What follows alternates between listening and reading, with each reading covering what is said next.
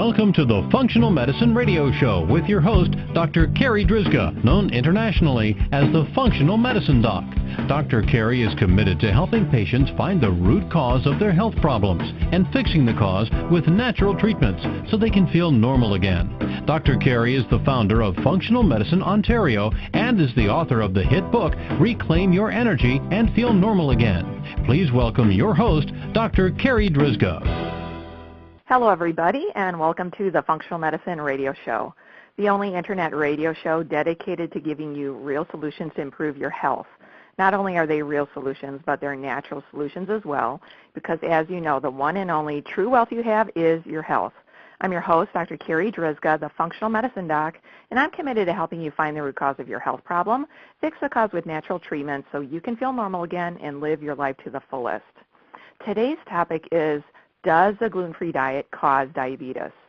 I'm so very excited about today's show because I have Dr. Peter Osborne back on the podcast. In case you haven't heard our previous episode, I'll make sure that that link is in the podcast notes.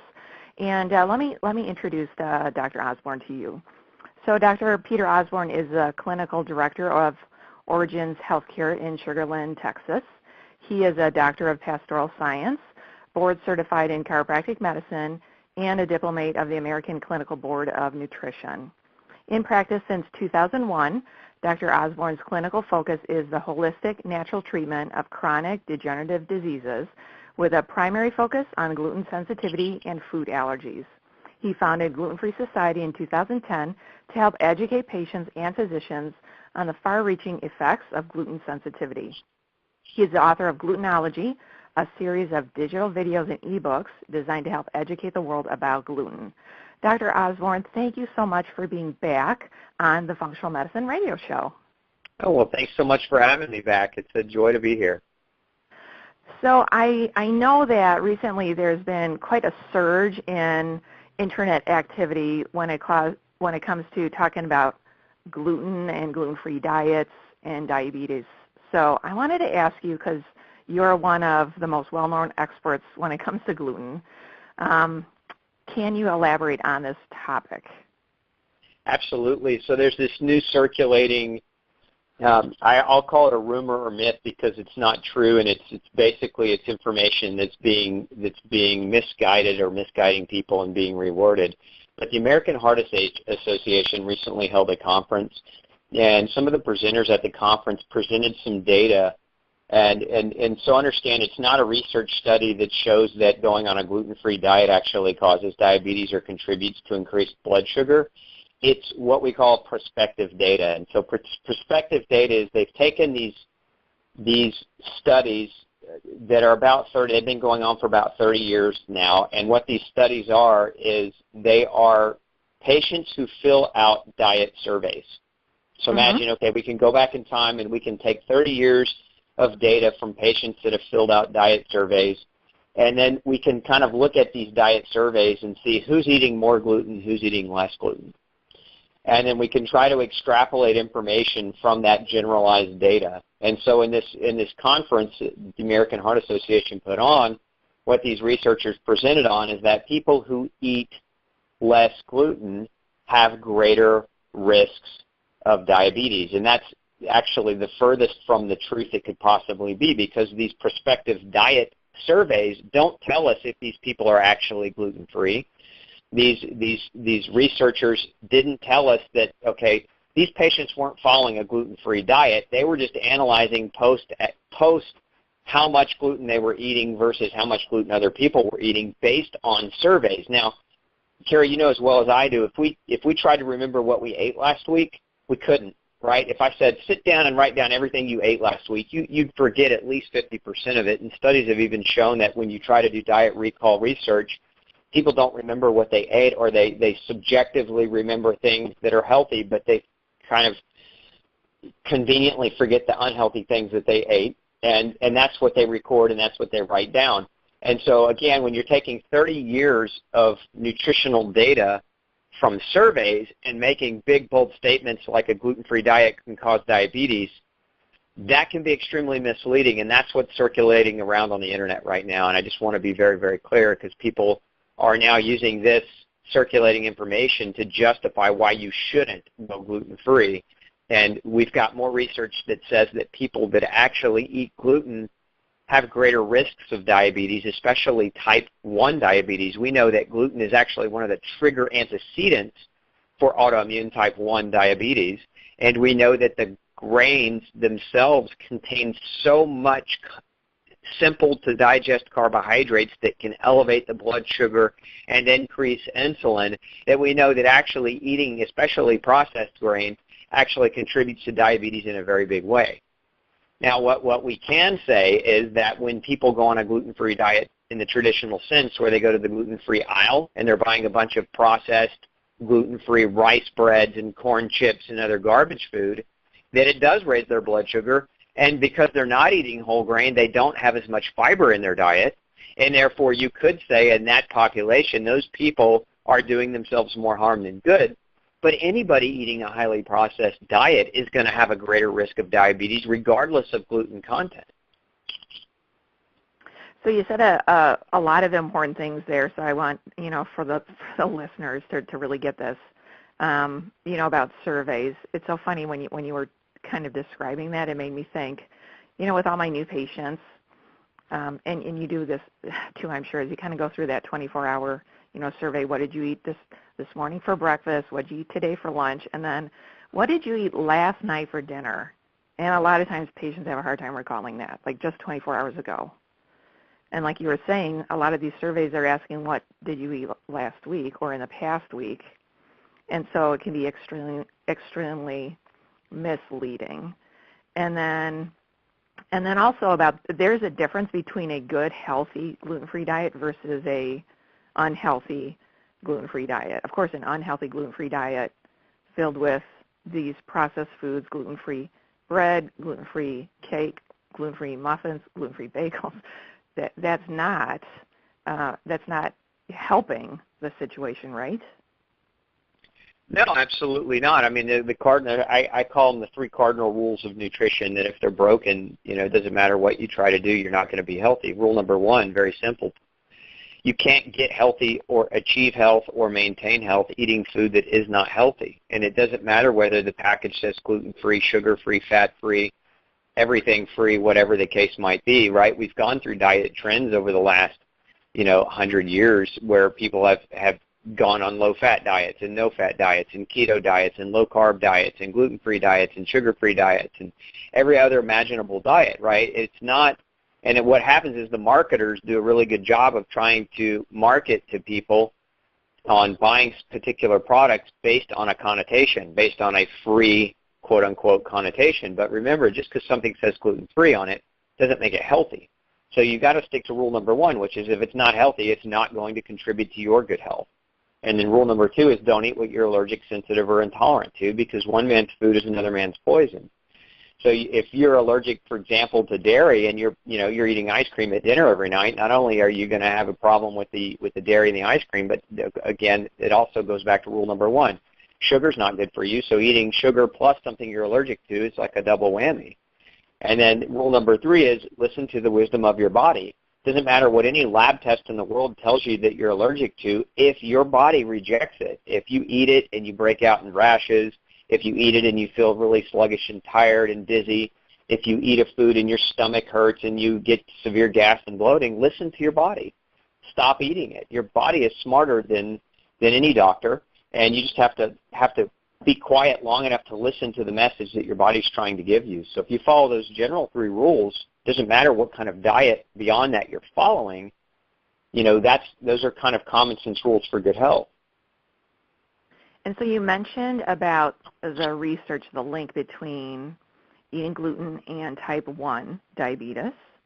And can you elaborate more on type 2 diabetes? Because that's more what we're seeing out there in the public and more heavily lifestyle related also. Yeah, absolutely. So, there's a lot of factors in type 2 diabetes, what people call blood sugar diabetes. It's not the one, I'll be clear, it's not type 1 diabetes. Type 1 diabetes is an autoimmune condition that damages what are called the beta cells inside the pancreas that produce insulin, so it destroys a person's ability to make their own insulin. We're talking about lifestyle-induced diabetes, lack of exercise, too much sugar, and I don't mean just processed sugar. I mean sugar in the form of many foods. A person can overeat fruit and develop blood sugar problems. A person can overeat carbohydrates in the form even of what we might consider to be healthy carbohydrates. For example, you can overeat potatoes. You can overeat simple starches. A lot of people going gluten-free are turning toward cassava flour, and they're turning toward tapioca. And these things can cause your blood sugar to spike. So if you're eating them every day in mass quantities, they can still contribute to diabetes even though they're gluten-free. But then you have the other grains themselves like corn and wheat and rice, which are highly glycemic, which are going to cause insulin spikes and blood sugar just based on their carbohydrate value, not based on the fact that they contain gluten. So you've got those elements. Then you have the fact that many of these grains themselves and other foods like sugar, again, going back to sugar, sugarcane is grown genetically modified, and it's loaded with a compound called glyphosate, which is a pesticide that can disrupt gut function, create leaky gut, and it can trigger an inflammatory response in the liver and an inflammatory response in the pancreas that can make it harder to manage our blood sugar.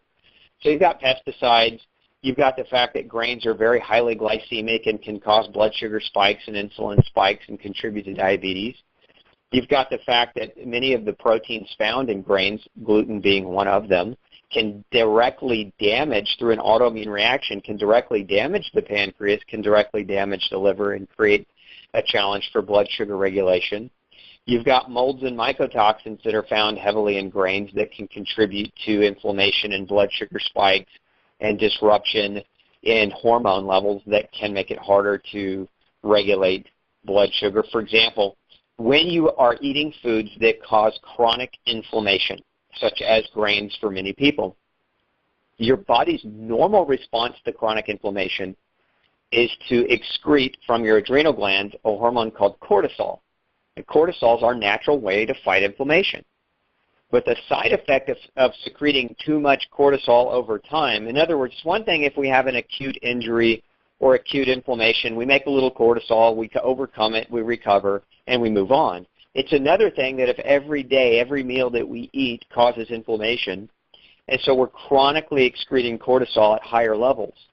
Well, think about what happens to your patients if they've been on steroids, like prednisone or corticosteroids.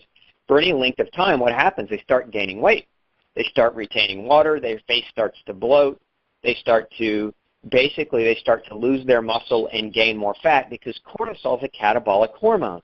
So let's think about this. If your food is causing you to make more cortisol, and that cortisol over time causes your muscles to atrophy, then what that's going to do is it's going to shrink your metabolism. Your muscles are what are responsible for setting your metabolic rate to a large extent.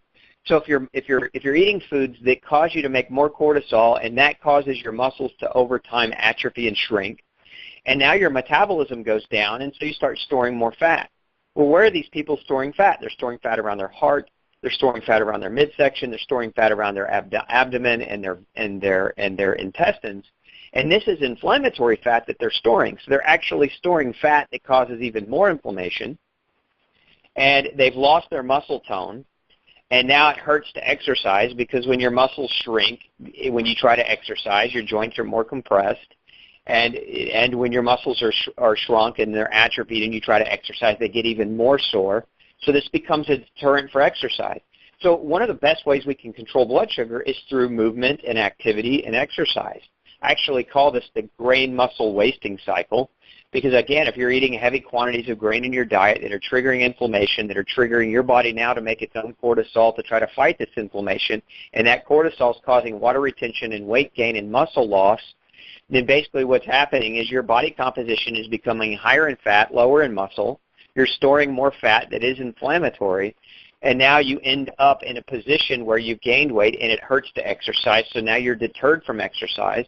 But you also can't regulate your own blood sugar, so now you're tired all the time and you don't have adequate energy. And when your blood sugar is higher, your blood is actually thicker. Your blood viscosity is thicker, so it's harder for your blood to deliver oxygen to your tissues and to your cells. And oxygen is necessary for the brain to get energy and for your muscles to get energy. So you're tired and you're lethargic and you're low in muscle tone, and you're higher in fat composition, and you're chronically inflamed, and your body's in a constant state of catabolic breakdown, of course it's going to become a major, major problem. And that's what leads to diabetes and metabolic syndrome and elevations in blood pressure and elevations in cholesterol and triglycerides. And so we get this person who's kind of the perfect storm for cardiovascular disease. So that's a fantastic and great description about all these different impacts of grains. But I have to say, I still have patients that come in and ask the question, yeah, but grains are supposed to be good for us. Shouldn't I still eat grains in my diet? They're supposed to be good, even whole grains. So there's this kind of dichotomy argument, and some people will say whole grains are good for you, and it's not that grains are bad for you, it's that processed grains are bad for you. I agree to that unless you're gluten sensitive. Now, if you're gluten sensitive, you shouldn't eat any grains. And the only way you can really detect gluten sensitivity is to run proper lab testing.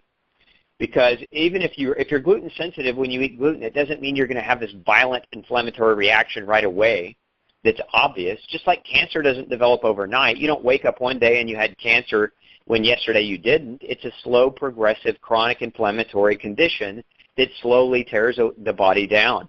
And so people who are gluten sensitive who don't know it, that are eating gluten, that are eating grains, their body's just being slowly torn down over time until it's torn down to such a great degree that they don't know why they're sick, and they end up finding themselves in a doctor's office with a whole plethora of different symptoms that they now have to get addressed. But going back to the whole grain versus the processed grain argument, do whole grains, are they more nutritionally dense? Do they contain fibers that are better for us? Yeah, they do. Sure they do. So a person can make a very valid argument that whole grains are healthier for us than processed grains. I don't disagree with that. Where I disagree is that when people make grains a staple food, even if they're not gluten sensitive, grains as a staple food are a bad idea because grains as a whole contain high levels of phytates, high levels of oxalates, which bind to minerals and make them hard to digest and absorb. Grains as a whole contain compounds and proteins called serpins and amylase trypsin inhibitors. There are a number of different proteins found heavily within grains that actually are designed to prevent our digestion. Remember what grains are. Grains are a seed. And as Mother Nature intended, seeds are designed to basically perpetuate the species of the grain, not to be our food. So Mother Nature gave these seeds the ability to protect themselves and in the form of proteins like gluten, like amylase trypsin inhibitors, like serpins. These different proteins actually shut down our pancreas and prevent us from being able to digest them very well. So if we're eating lots of grains, we're actually hindering our digestion from working properly because the proteins within the grains are designed to protect the grain so that the grain can come out in our poop. Right? It wants to come out in our poop undigested, intact, and now our poop acts as a fertilizer on the ground for that grain to continue to perpetuate its own species. So remember that just because we don't tend to think of grains as this living organism, remember they're alive and they have the ability to protect themselves from predators, and we are the predators. So if you're eating tons of seed-based food in your diet, understand that you're eating a lot of different proteins that are designed to hinder your digestion. And if you do that in enough quantity, in enough of a mass over enough period of time, you're actually going to cause digestive distress regardless of your gluten sensitivity status. So Dr. Osborne, I'm going to act like a patient right now because you said eating a lot of whole grains is bad. So then I know from a patient's point of view, they'll say, then what about a little bit of whole grains? Well, I would say if you want to eat a little bit of whole grain, then you can continue to be a little bit sick. And what I mean by that is when I take a patient in, I'm not ever guessing about whether or not they need to go grain-free. I always test them. And this way we don't have any gray areas. There's no black and white. Should I eat whole grain? Should I not eat whole grain? Should I eat gluten? Should I not eat gluten? I want to know specifically, uniquely, what that person's diet needs to be. So I'll run very advanced biochemical testing, very advanced genetic testing to discern whether they're gluten sensitive or not, whether they're allergic to certain foods or intolerant to certain foods, so that we can then define what their diet needs to be uniquely based on the person. Now, if we're just generalizing and we're saying, okay, here's this person with chronic illness, with chronic diabetes, chronic autoimmune disease, should that person cut all gluten out of their diet for the rest of their life? It's a generalization to say that they should. We don't know whether or not they should because we don't know the internal workings of that unique person's biochemistry. So to tell them to go on a diet for the rest of their life is actually just a broad generalization in hopes that maybe they'll get better if they follow that diet for a while, and maybe that will turn them into somebody who's at least paying attention to the fact that what they eat can have an impact on their health. Does that make sense? That makes total sense to me, yeah. And I think to a lot of listeners, too, it does make sense, even though they don't want to, totally admit that grains are bad because they taste so good. It's that constant battle between your head and your heart. But the more I think all of us hear this, and it gets repeated over and over again, the more people really get on board and really do start eating a healthier diet for them. So I'm going to act like a patient again. Okay, so then, Dr. Osborne, what about soaking and sprouting my whole grains? Doesn't that make a difference? Aren't they healthy then? It can. It can make a difference. And for some people, here's the thing. If you're not gluten sensitive, could soaking and sprouting grains be a healthier way to eat grains? Well, that's what our ancient wisdom would tell us. There's a reason why the soaking and the sprouting of grains as a process in human food preparation exists. Is because if you don't do those things, they cause severe digestive distress. That's where that wisdom comes from. It comes from thousands and thousands of years of humans experimenting. So the soaking aspect is what a lot of the soaking gets rid of a lot of the compounds that are harboring a digestive distress mechanism for us. The sprouting breaks open the grain because typically a grain has a hard outer shell that prevents us from penetrating it, that we could get access to the nutrients within inside of it. So sprouting opens that hard outer shell up and allows our digestive enzymes to penetrate it. So again, a person who's not gluten sensitive could potentially do sprouting and soaking of grains. However, you still have to differentiate whether or not that person is gluten sensitive or not, because all the soaking and sprouting in the world and all the organic versus non-organic in the world isn't going to stop gluten from damaging a person if a person is gluten sensitive. And like you said, it's really about figuring out for you, the individual, what foods are your friends and what foods are your enemies, and the best way to identify this is with proper testing. So, Dr. Osborne, can you talk a little bit about that, what you mean by proper testing? Absolutely. So proper testing should be done to discern these types of things before we would even attempt to embark in confidence. Let me repeat, in confidence, because some people just kind of guess through these things. They do elimination diets, or they do a diet for 6 weeks and see how well it works out or how well it pans out. And there's nothing wrong with that. I'm not going to discourage somebody from self-exploration. But what can happen is, let's say you get 6 months into a diet of self-exploration and you've gone grain-free and you feel better, and then you start to say, okay, well, I'm going to try to see if I can add these grains back in now. Now that I feel better, let's try that out. And what happens is, if you're feeling better, you're a healthier person, your gut is a little bit healthier, and it's capable of doing digestion a little bit easier. So it becomes a slippery slope. If you're truly gluten sensitive and you start introducing gluten back into your diet, you start to slowly become sick again, and then you end up in the same boat you were in the first place. So this is where elimination diets, it's the psychology more than it is anything else. If you are a person and you've gone gluten-free and you've tried it for a while and you felt better, and then you wanted to start reintroducing it, it's like, where do you justify keeping it out for the rest of your life? That's a hard thing to do because we're surrounded socially by grain. Right? Everybody wants to eat pizza, and everybody wants to eat bagels and pasta and toast and sandwiches. Look at Jared from Subway. He's famous for losing all that weight, eating 6-inch processed, bromine-contaminated, bleached bread, full of processed meat. But that, he basically went on a caloric restriction diet and lost weight. There's no magic to that, and it doesn't make Subway healthy. So again, it's how do we take the guesswork out of the equation as we do proper testing? So what does that look like? Proper testing for gluten sensitivity is done by analyzing genes, because gluten sensitivity is not a disease, it's a state of genetics.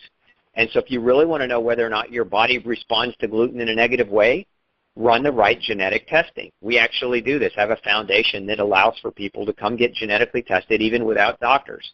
And so if a person has gluten-sensitive genes and they eat gluten, then their normal response to gluten is going to be an inflammatory response. So this is what I meant earlier by if you're eating a highly inflammatory diet, okay, then over time it causes muscle wasting and cortisol response and elevations in insulin and all these other hormonal disruptions. So finding out what foods are causing the inflammation. So if you want to get gluten sensitivity tested, get genetically tested. It's the easiest way to know whether or not you should avoid gluten for the rest of your life. It's not a temporary change. And again, gluten sensitivity is not a disease. It's a state of genetics. So doing genetic testing is what helps you identify whether or not you need to keep it out of your diet.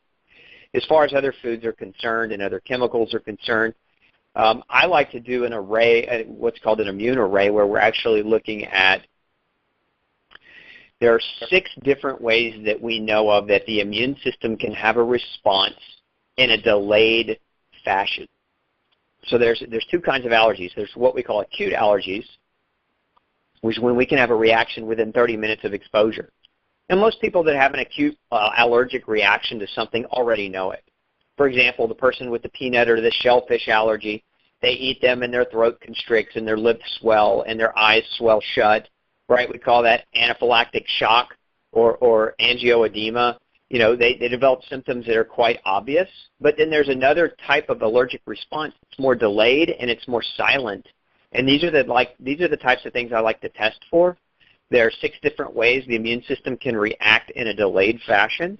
And so I like to run a test that measures all 6.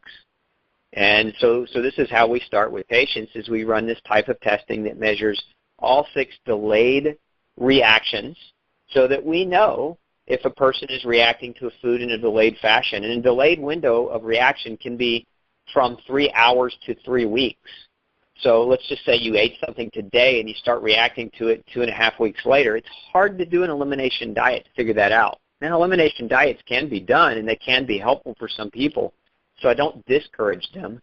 It's just that if you're out hitting a wall, if you as a person are struggling in your health and you can't figure out why, and there's this mysterious, I think I'm doing everything right, but you're not quite sure, this is where this kind of testing can save your life. I mean, I've had patients who literally were terminal and they didn't know why. And, you know, in one case, this young child was allergic to blueberries, been given a death sentence. They were dying and they were eating blueberry smoothie every morning for breakfast because that's healthy, right? But it wasn't healthy for them. I had another gentleman who had this severe skin rash, didn't know why. He'd been to see 60 different dermatologists. He actually was invited to a dermatology conference, and every doctor at the conference, he was sitting in a room in his underwear all day, and every doctor who was at the conference came in and looked at him and gave him their best guess. Well, within a couple of months, we identified that this gentleman was allergic to a few key foods, and as soon as we got those out of his diet, within a couple of months, his mysterious skin rash went away, and it hasn't been back since. This is the power of understanding delayed reactions and how to identify delayed responses in patients, because sometimes the delayed response can cause inflammation in the skin. Sometimes it can cause inflammation in the liver, sometimes in the brain, sometimes in the intestines, sometimes in the muscle.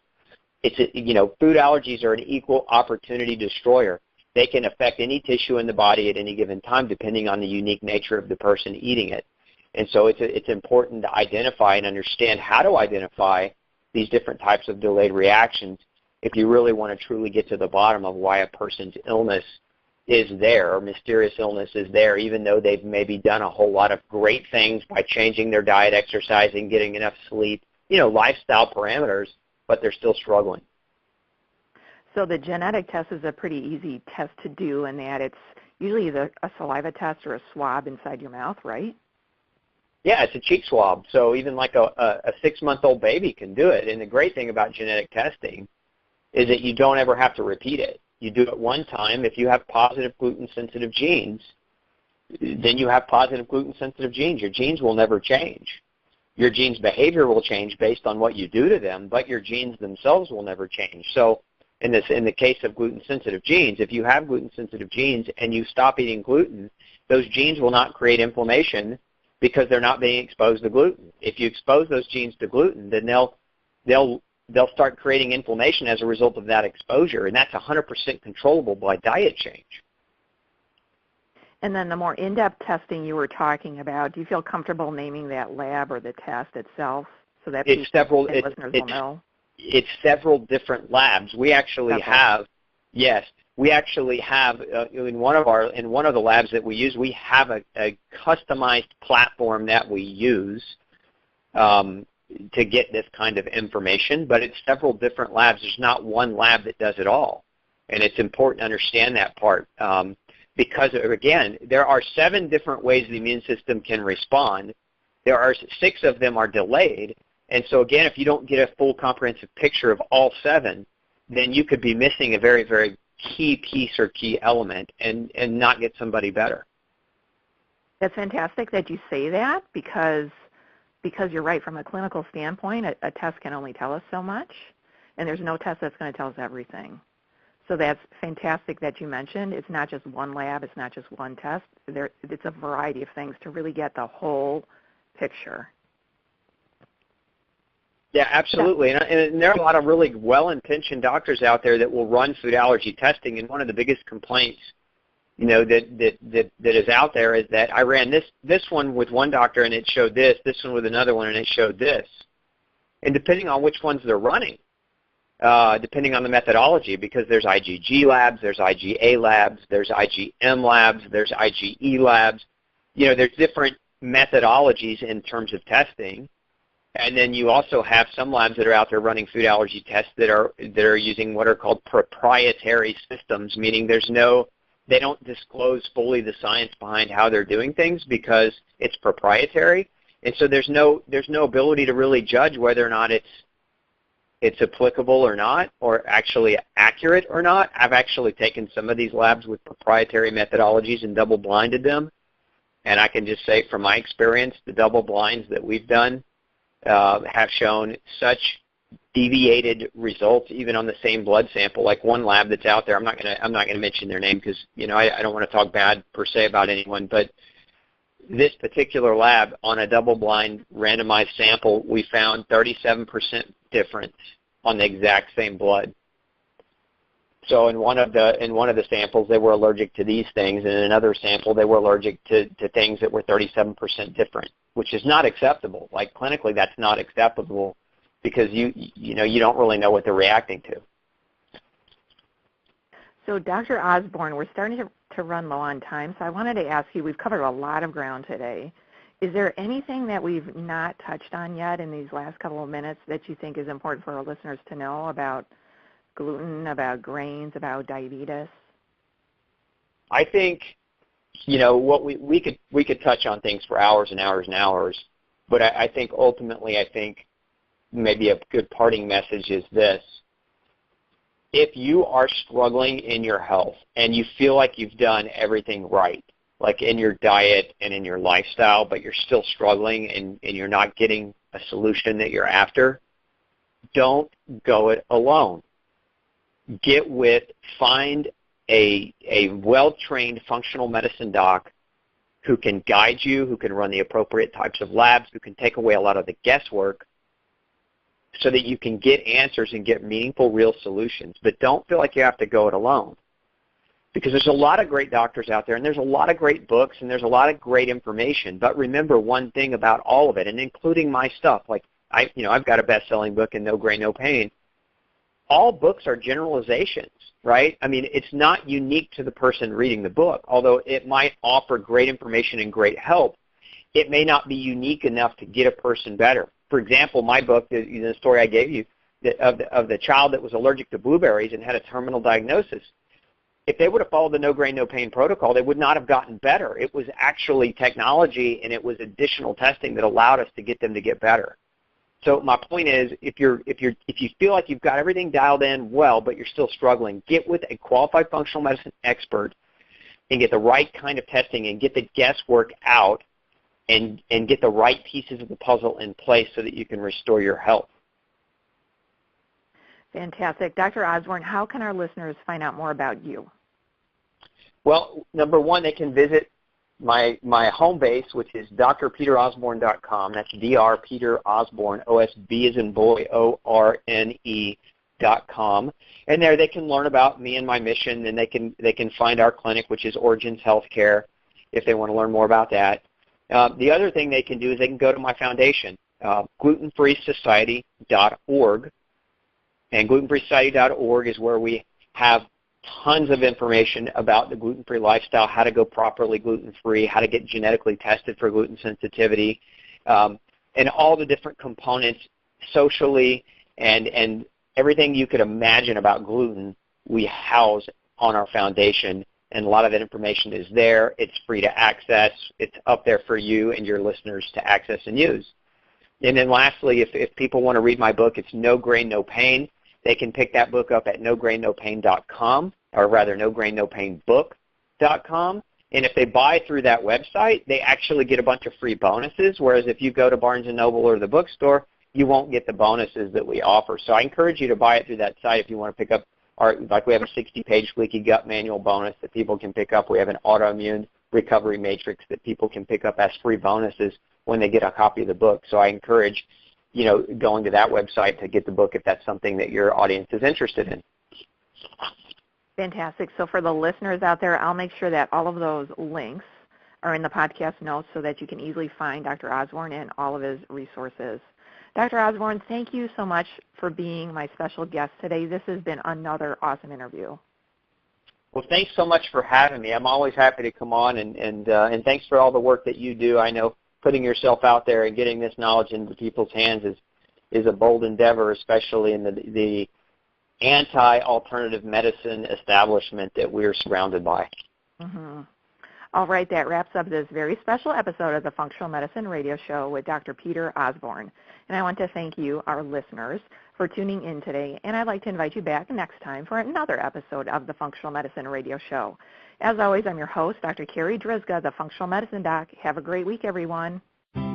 You've been listening to the Functional Medicine Radio Show with your host, Dr. Carri Drzyzga, known internationally as the Functional Medicine Doc. Dr. Carri is committed to helping patients find the root cause of their health problems and fixing the cause with natural treatments so they can feel normal again. Dr. Carri is the founder of Functional Medicine Ontario and is the author of the hit book, Reclaim Your Energy and Feel Normal Again. Please tell your friends about the Functional Medicine Radio Show, and we'll see you next week with more from Dr. Carri.